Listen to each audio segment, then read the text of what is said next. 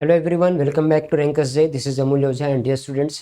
आज हम लोग जे एडवांस के प्रिपरेशन के पॉइंट ऑफ व्यू से पाथफाइंडर बुक से एक बढ़िया प्रॉब्लम लेके आए हुए हैं फिजिक्स में। और इस प्रॉब्लम की खास बात यह है कि ये मल्टीपल चॉइस वाला एक क्वेश्चन है, जैसा कि जे एडवांस में जनरली पूछा जाता है। और ये भी बिल्कुल रिलेवेंट है जे एडवांस के पॉइंट ऑफ व्यू से देखा जाए तो इस प्रॉब्लम में भी काफ़ी चीज़ें इंटरेस्टिंग है। बहुत कुछ हम लोग इस प्रॉब्लम से भी सीख सकते हैं, काफ़ी सारी अप्रोच डेवलप कर सकते हैं। तो चलिए देखते हैं आज का प्रॉब्लम। इस पे ज़्यादा टाइम हम लोग वेस्ट नहीं कर रहे हैं। प्रॉब्लम देखते हैं क्या है। तो प्रॉब्लम कुछ इस तरह से है। A cylindrical pipe of radius small r is rolling towards a frog sitting on the horizontal ground. Center of the pipe is moving with a constant velocity v.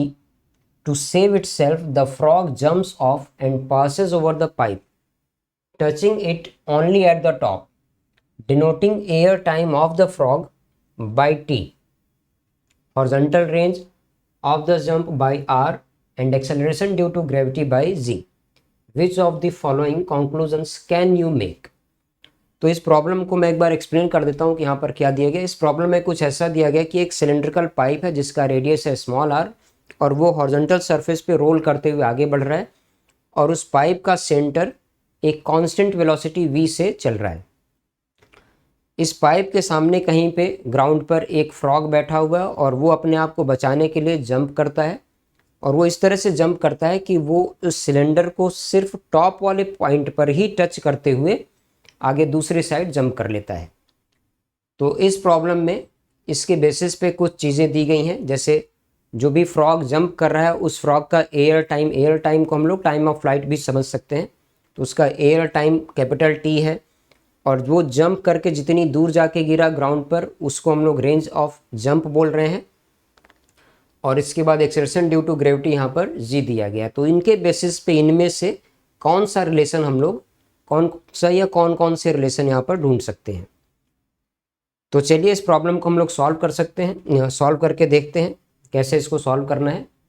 और बेटर यही रहेगा कि पहले आप लोग इसको खुद से सॉल्व करने की कोशिश करिए, क्योंकि ये बिल्कुल रिलेवेंट है जेईई एडवांस के लिए मल्टीपल चॉइस क्वेश्चन। तो चलिए इसका हम लोग सोल्यूशन देखते हैं।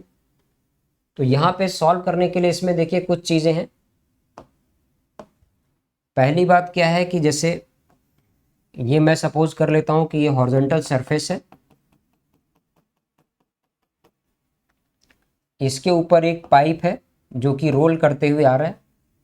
तो मैं यहाँ पर सपोज कर लेता हूँ ये एक इस तरह से सिलेंड्रिकल पाइप है जिसका रेडियस है स्मॉल आर। इसके सेंटर की वेलोसिटी है v।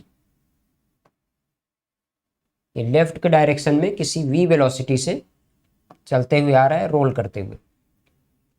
अब यहाँ पर कहीं पे एक फ्रॉग है, मान लेते हैं ये फ्रॉग यहाँ पर कहीं है, और वो फ्रॉग कुछ ऐसे जंप करता है इस तरह से कि वो इस सिलेंडर को जस्ट क्रॉस कर सके अपने आप को बचाने के लिए, और इसको सिर्फ टॉप वाले पॉइंट पर ही वो टच कर सके। तो इसके लिए हम लोग ऐसा सपोज कर लेते हैं कि ये सिलेंडर यहाँ से रेगुलरली आगे बढ़ता रहेगा। तो थोड़ी देर में जब तक ये फ्रॉग जंप करके इसके टॉप पे पहुंचेगा तब तक ये सिलेंडर कुछ आगे बढ़ चुका होगा। तो मान लेते हैं सिलेंडर थोड़ी देर में यहाँ पे कहीं पहुंच गया। इस तरह से सिलेंडर थोड़ा सा आगे बढ़ गया, और ये जो फ्रॉग है वो कुछ इस तरह से यहाँ पर प्रोजेक्टाइल मोशन करते हुए यहाँ से ग्राउंड पे फॉल कर रहा है या लैंड कर रहा है, ऐसा हम लोग सपोज कर लेते हैं, और इसके बेसिस पे इसको सॉल्व करें। तो अब इस प्रॉब्लम में काफ़ी सारी चीज़ें हैं। इसमें पहली बात यह है कि सिलेंडर भी मूविंग है, उसके बाद ये फ्रॉग का प्रोजेक्टाइल मोशन देखना है, और ये टॉप वाले पॉइंट पे इसको सिर्फ टच करते हुए दूसरी साइड लैंड कर सके, और सिर्फ टॉप पे ही ये इसको टच करे। ये इतनी चीज़ें इसमें गिवन है। तो यहाँ से थोड़ा सा कॉम्प्लिकेटेड सा फील होगा। इस प्रॉब्लम को थोड़ा सा अगर हम लोग ईजी बनाने की कोशिश करें तो उसके लिए हम लोग ये कर सकते हैं कि भाई ये सिलेंडर के मोशन की वजह से यहाँ पर जो कॉम्प्लिकेशन है वो डेवलप हो रहा है। तो अगर इस सिलेंडर को किसी तरह से रोक दिया जाए तो फिर शायद इस प्रॉब्लम की एनालिसिस थोड़ी सी बेटर तरीके से की जा सके। और सिलेंडर को रोकने का मतलब ये है कि सिलेंडर के फ्रेम से सॉल्व करना। तो इस प्रॉब्लम को हम लोग सॉल्व करने की कोशिश करेंगे सिलेंडर के फ्रेम से, और उसके बाद हमें आंसर तो देना है ग्राउंड के रिस्पेक्ट में। तो पहले सिलेंडर के फ्रेम में सॉल्व कर लेते हैं और उसके बाद ग्राउंड के फ्रेम में वापस आ जाएंगे। तो चलिए इसको ट्राई करते हैं। पहले हम लोग इसको सॉल्व करते हैं, solving with respect to cylinder, solving with respect to cylinder. Cylinder के रिस्पेक्ट में पहले हम लोग इसको सॉल्व करके देख लेते हैं।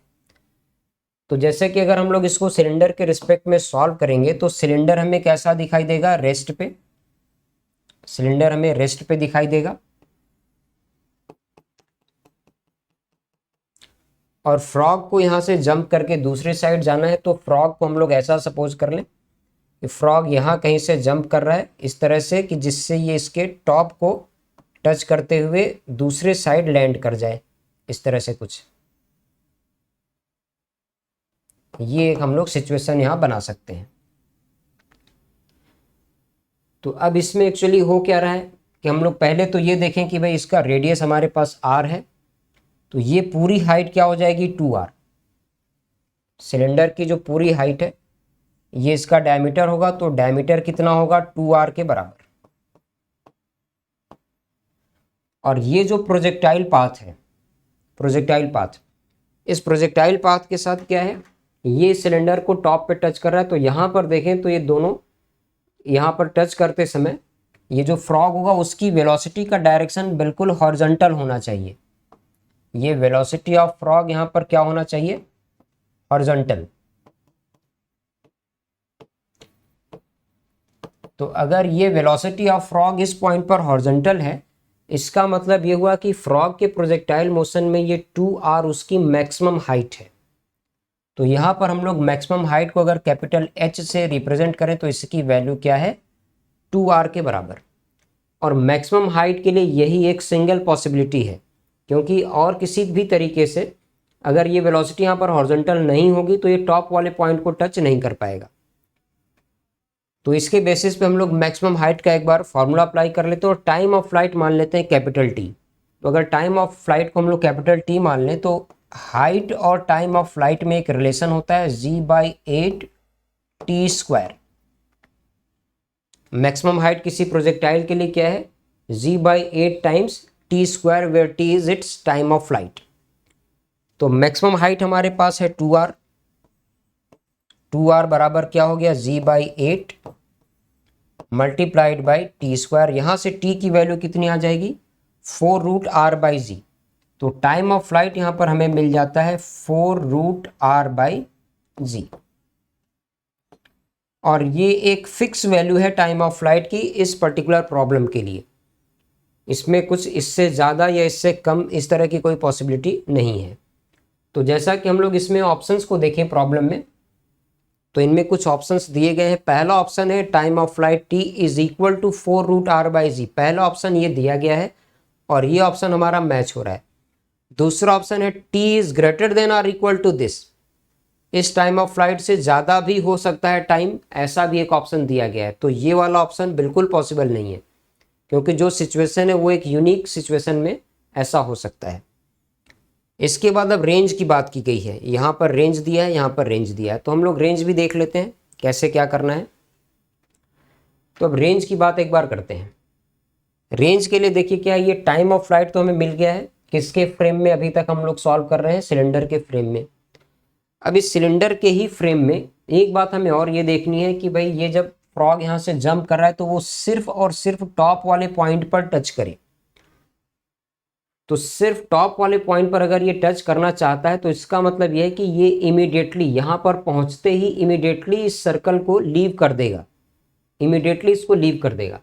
तो इसके लिए यहाँ पर हॉरिजॉन्टल कंपोनेंट ऑफ वेलोसिटी जो फ्रॉग के पास होनी चाहिए, ये वाली वेलोसिटी कितनी होनी चाहिए, ये भी हमें थोड़ा सा ध्यान देना पड़ेगा।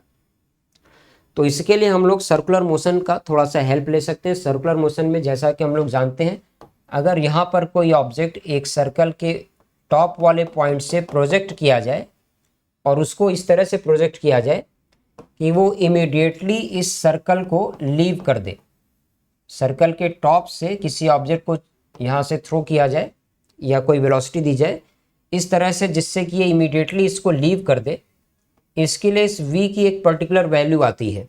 इसके लिए हम लोग क्या करते हैं, यहाँ पर नॉर्मल को 0 करा देते हैं। नॉर्मल को 0 कराने के लिए क्या करना होता है, यहाँ से नीचे फोर्स होगा mg नॉर्मल 0 और mg बराबर mv² लिख लेते हैं। तो यहाँ से v की वैल्यू आती है greater than or equal to √/rg।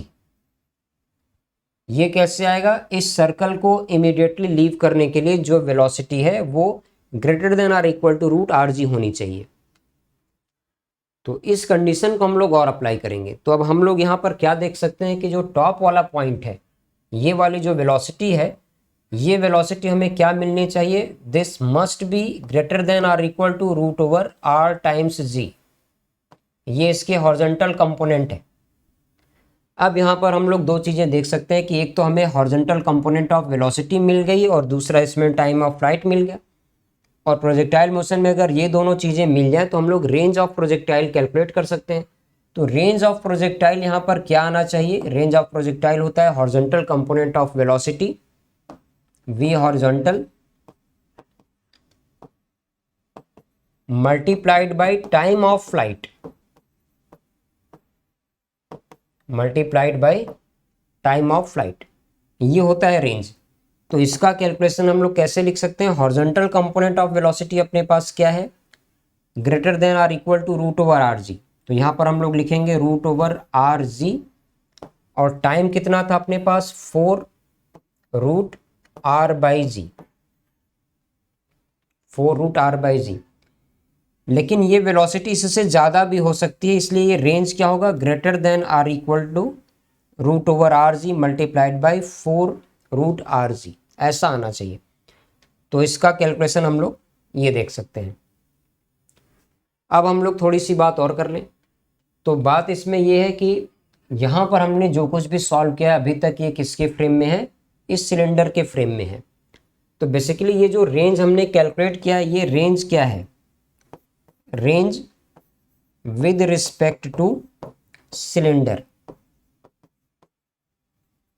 या हम लोग ये कहें कि this is basically horizontal displacement, horizontal displacement with respect to cylinder. ये जो वैल्यू हमने फाइंड किया है ये क्या है? Horizontal displacement with respect to cylinder. लेकिन हमें सिलेंडर के रिस्पेक्ट में तो बताना नहीं, बताना कहाँ से है? ग्राउंड के रिस्पेक्ट में। तो यहाँ पर थोड़ा सा रिलेटिव मोशन का कंसेप्ट यूज करेंगे, इसके बाद इसको सॉल्व करते हैं। तो जैसे रेंज अगर हम लोग लिख रहे हैं range with respect to cylinder, मान लेते हैं range of frog with respect to cylinder, तो इसकी वैल्यू को हम लोग क्या लिखेंगे? Range of frog minus displacement of cylinder, इस तरह से ये कैलकुलेशन है। तो रेंज ऑफ फ्रॉग अगर हम लोग लिखना चाहें तो क्या मिलेगा? This will be equal to range of frog with respect to cylinder plus displacement vector of cylinder. ये कैलकुलेशन हमें और देखना पड़ेगा। लेकिन अब इसमें बात ये है कि ये जो रेंज है वो तो रेंज किधर आया है? राइट के डायरेक्शन में। तो अगर हम लोग मैग्नीट्यूड की बात करें तो मैग्नीट्यूड वाइज ये वाली वैल्यू कितनी थी? ये वाली वैल्यू आई है greater than or equal to कितना? √/rg, √/rg multiplied by 4√rg, √/rg multiplied by 4√rg। इसके बाद जो डिस्प्लेसमेंट सिलेंडर का है उसको देखें कि सिलेंडर किधर चल रहा था। तो भाई रेंज तो हमने ऐसे लिया है राइट के डायरेक्शन में, लेकिन सिलेंडर मूविंग किस डायरेक्शन में था? लेफ्ट के डायरेक्शन में। तो सिलेंडर का डिस्प्लेसमेंट लेफ्ट में आएगा, इसलिए सिलेंडर के डिस्प्लेसमेंट को हमें नेगेटिव लेना पड़ेगा। तो सिलेंडर का डिस्प्लेसमेंट उतनी ही देर में जो टाइम ऑफ फ्लाइट है फ्रॉग का, उतने देर में सिलेंडर कितना चलेगा, ये इसमें हम लोगों को और लिखना पड़ेगा, और वो भी नेगेटिव वाले साइन के साथ। तो सिलेंडर की वेलोसिटी गिवन है v, और जो टाइम हमने लिया है वो टाइम ऑफ फ्लाइट है 4√r/g। तो इसको सिंप्लीफाई कर लेते हैं। तो यहाँ से हमें फ्रॉग का जो रेंज मिलेगा वो greater than or equal to होना चाहिए कितना? √rg minus v, √rg minus v multiplied by 4 यहाँ लिख देते हैं √/r/g। ये कैलकुलेशन होना चाहिए फ्रॉग के रेंज का ग्राउंड के रिस्पेक्ट में, और यही हमसे पूछा गया है। और तो एक बार देखते हैं क्या हमारे पास कोई ऑप्शन और है ऐसा। तो रेंज का देखिए दो इसमें ऑप्शन दिया गया है। पहला ऑप्शन है range is equal to 4 root G R minus V multiplied by root R by G, और दूसरा दिया गया है range is greater than or equal to 4 root over G R minus V multiplied by root R by G. तो ये वाला option शायद match कर रहा है, 4 root R G minus V. Finally देखते हैं क्या आया है, 4 root R G minus V multiplied by root R by G. तो ये दो ऑप्शन इसमें मैच हो रहे हैं। तो ये एक बढ़िया एमसीक्यू का प्रॉब्लम है और बिल्कुल जेईई एडवांस के रिलेवेंट है, और इसमें काफ़ी सारी चीज़ें थी। सर्कुलर मोशन का भी थोड़ा सा हेल्प लिया हमने, रिलेटिव मोशन का हेल्प लिया, प्रोजेक्टाइल मोशन का हेल्प लिया। तो एक मल्टीपल चॉइस क्वेश्चन में इतने सारे कंसेप्ट एक साथ यूज हुए हैं, तो अपने आप में ये एक अच्छा प्रॉब्लम है। चलिए आज का वीडियो यहाँ पर ख़त्म करते हैं, जल्दी ही मिलते हैं इस तरह के और वीडियो के साथ। तो आज के लिए इतना ही, bye bye, take care, good night.